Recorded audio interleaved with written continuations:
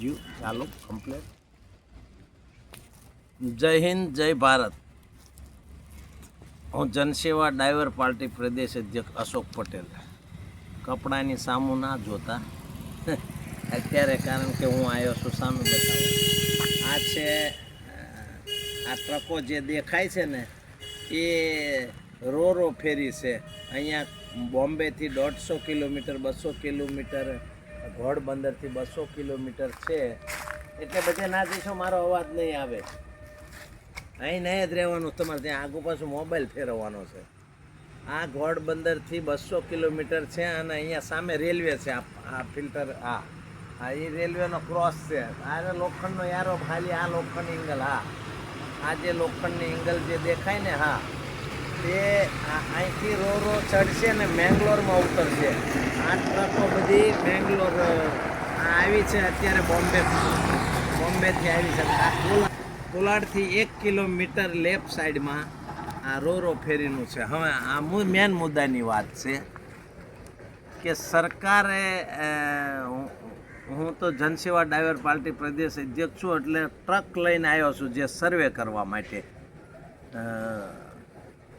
જે ડ્રાઈવરોની શું સમસ્યા, અહીંયા પાર્કિંગની કોઈ સુવિધા છે ને, બહુ જ હાલત ખરાબ છે. કોઈ નાહવાની કોઈ સુવિધા નથી, ટોયલેટની કોઈ સુવિધા નથી. અને ટિકિટના તો મારે 34,040 રૂપિયા થયા છે.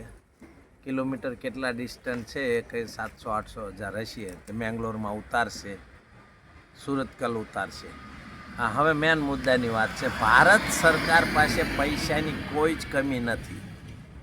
જે 16 વર્ષ 60 વર્ષના જે વ્યક્તિઓ થાય, ઓલ વર્લ્ડની અંદર લગભગ અમેરિકા, કેનેડાની અંદર ડોલરો યુદ્ધ થાય છે. એટલે $1 પહેલાં 60 રૂપિયા હતા, 65 થયા, 64 થયા, આવી બધી લમસિંગ. અત્યારે તો 84, 85, 89 સુધી પહોંચી ગયા છે અમેરિકન ડોલર. એટલે નિવૃત્ત નાગરિક જે છે, જે 60 વર્ષના, ત્યાં $5,000 એટલે $5,000 ત્યાંના.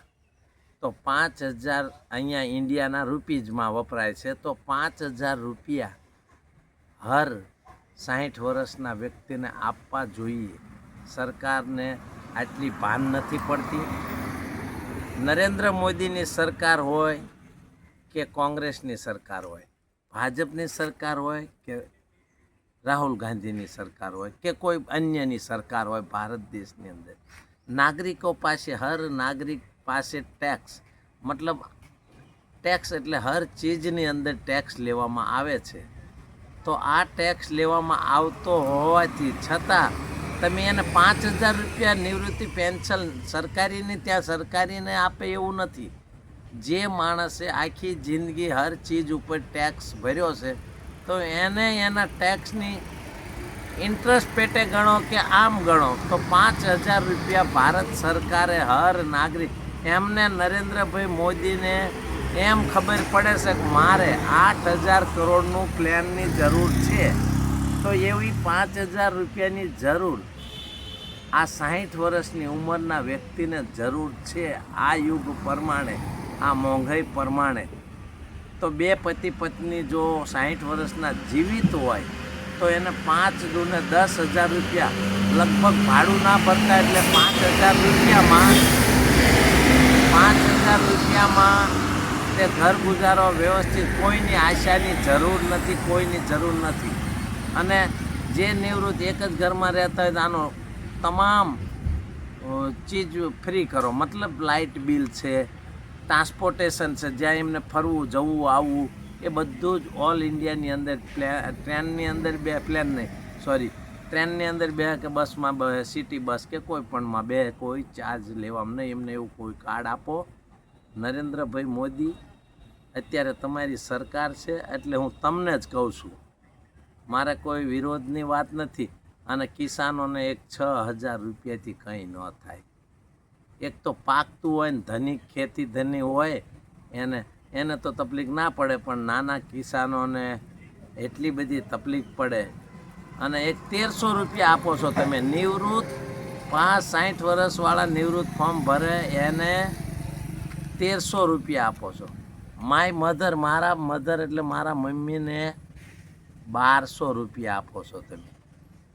શરમ આવવી જોઈએ.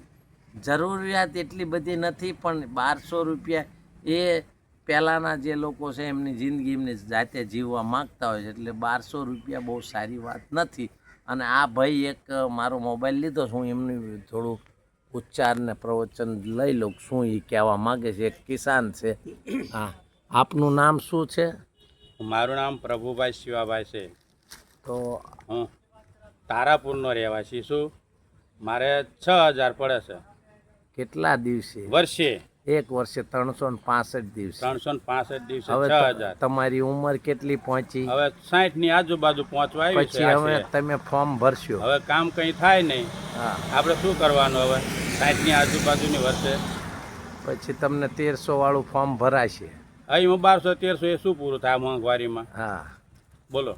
આ જમાનામાં બાળકો તો કોઈ સાથ દેવાના નથી. નથી, એ એ તો દરેક- નથી દેતા જ નથી કોઈ. હા, બધા તો આ તમે ગરડા ઘરમાં મૂકવા રાજી છે. સરકાર પાસે શું આશા રાખો છો? બસ આશા એ જ કે વધારે પૈસા.